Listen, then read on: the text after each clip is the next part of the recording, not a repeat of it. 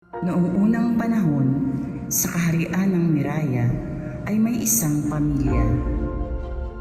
Ang hari at reyna at ang kanilang mga anak, sina Sinag, Paz at Corazon. Isinusumpa ko! Pagbabayaran nila ang ginawa nila sa'yo! Matatawag na bang isang pamilya kung ang kulay nila'y magkakaiba?